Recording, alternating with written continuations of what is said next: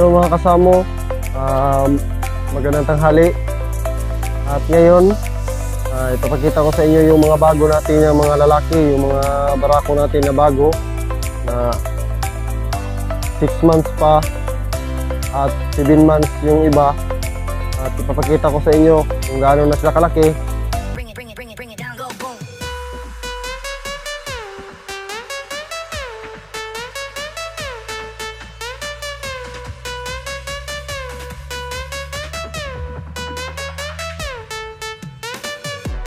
Bring it down, go boom.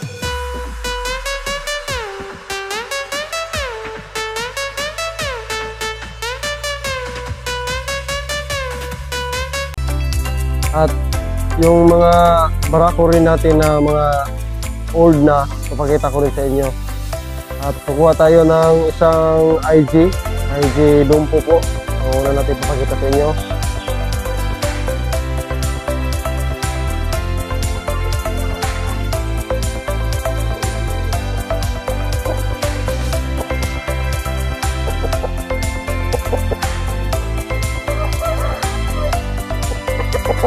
Ito po yung IG Dumpo natin.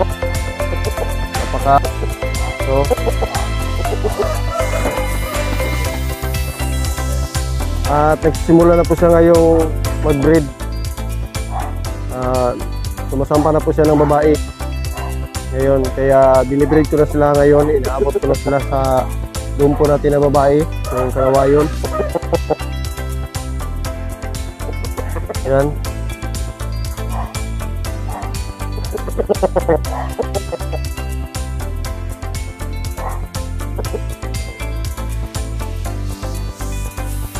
Ito po yung Dumpo natin na 5 months, malapit na po sa mag 6 months. So, at napakalaki din.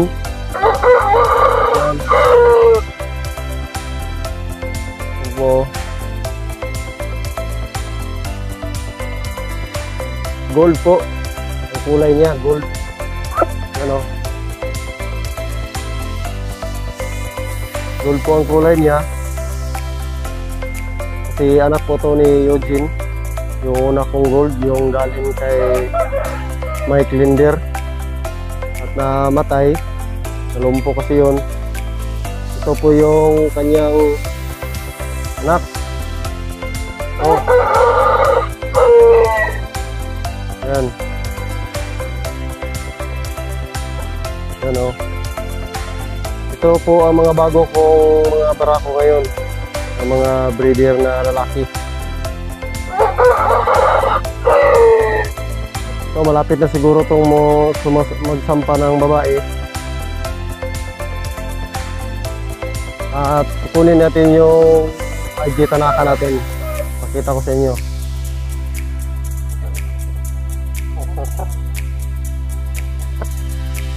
Ito po yung IG Tanaka natin, oh. Napakalaki na. At 6 months pa po to.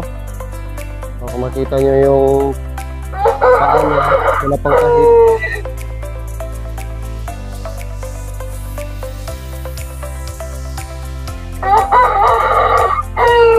At ito po ang mga breeder na natin. Ito na siguro ang gagamitin natin mga breeder na lalaki. So,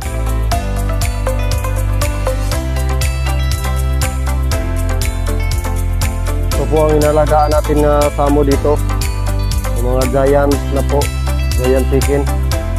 Napakalaki at napakatangkad na. Sa mga barako natin na mga old, yung mga una nating breeder, papakita ko sa inyo.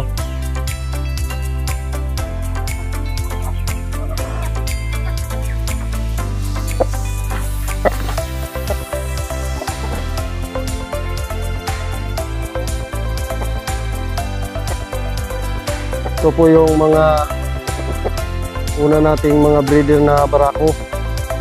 Ito po yung IG Italy. Malaki na. Yan.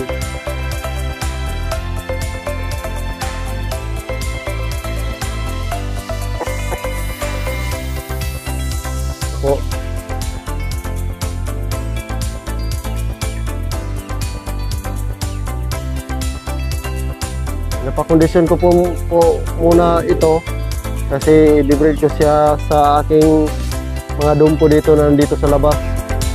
Maglagay ako dito sa breeding pen. Ayan matulis na naman yung ano niya, yung tuka niya Kailangan na naman natin yung cutter.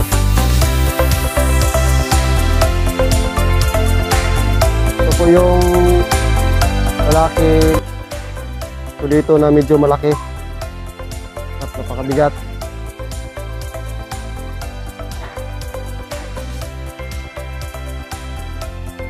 Saka yung tanaka natin na old, pakita ko sa inyo.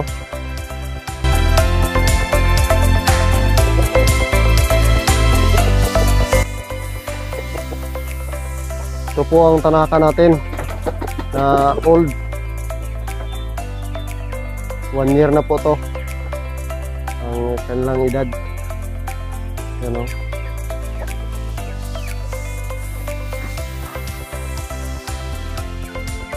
Yan.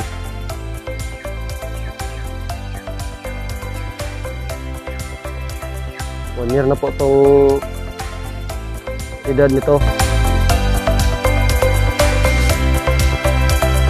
Nakalaki din Ngayon, binibreed ko sila sa ating IG Tanaka na babae. Kapatid po nung IG Tanaka natin na lalaki na pinapakita ko sa inyo.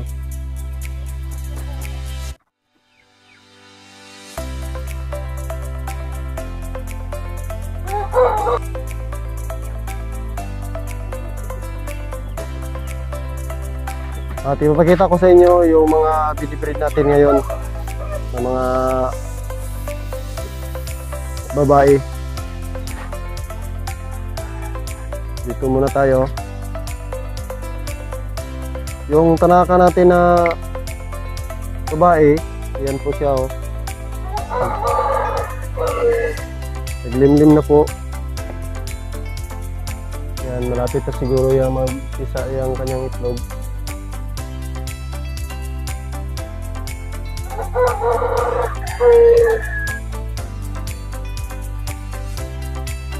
Mga malalaki na po yung binibreed natin ngayon. Dito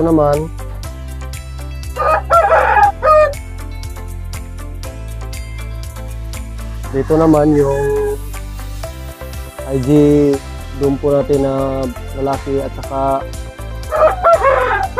dumpo na babae. Kung yung itlog ito po yung itlog, pero nagpa-breed na po yan yung babae. Ito sila sa baba.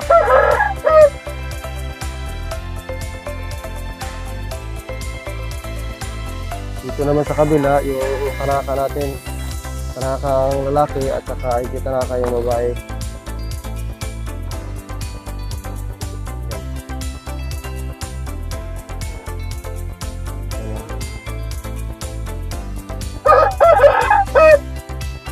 Ito ang tanaka natin na lalaki.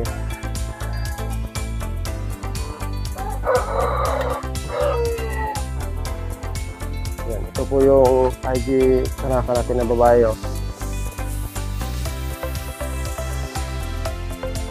Siguro ako lang po dito ang nagbi-breed ng IG at saka tanaka.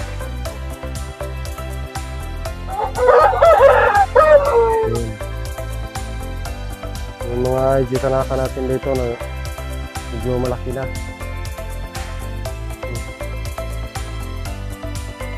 Kasi ang binili ko noon, yung tanaka natin na lalaki, saka yung babae doon na naglimlim, yun lang ang pair na binili ko. Ngayon, binipair ko sila ng mga malalaki, malaki naman sila at ma-upgrade yung katawan nila, saka yung tangkad. Binipair ko sila sa IG.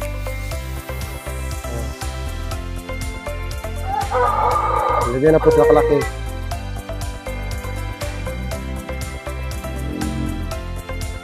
Ayan.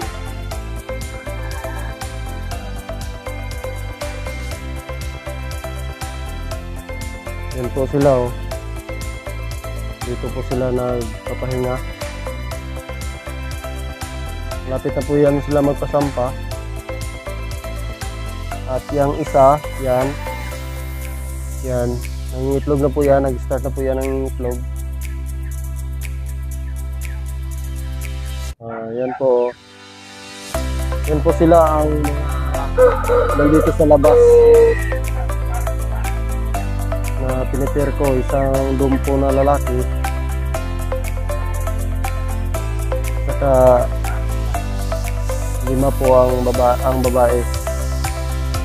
At may kubra tayo dito. Yan. Dito yan siya ng bata pa. At may mga iba pa tayo dito nasa kulungan. Yan. Ito po yung dumpo po yung nanay. Yan, dumpo po yung nanay. At saka yung tatay po nila ng sisi na yan, IG tali po. Yung nandito, yan. Yan o, yan po ang tatay. At saka yan po ang resulta ng kanilang mga sisiw. Ayan o. Yan. Babae po yung isa po ay lalaki.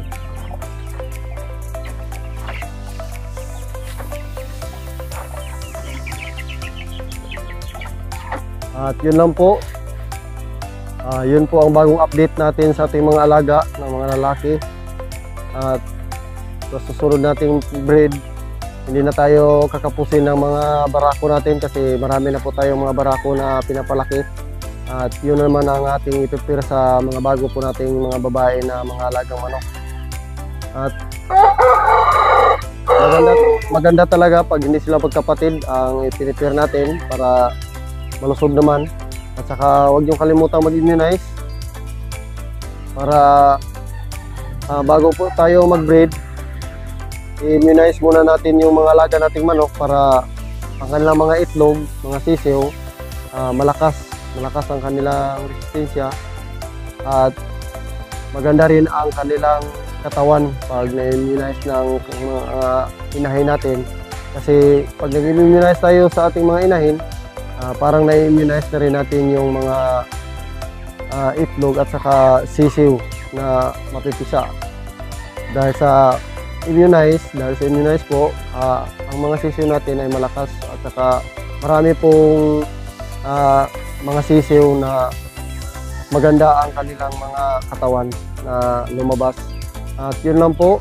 At kung bago ka lang sa aking channel, huwag mo kalimutang mag-subscribe at hit the notification bell. At mag-like na rin para sa sunod ko mga video, ma-update din kayo. Salamat!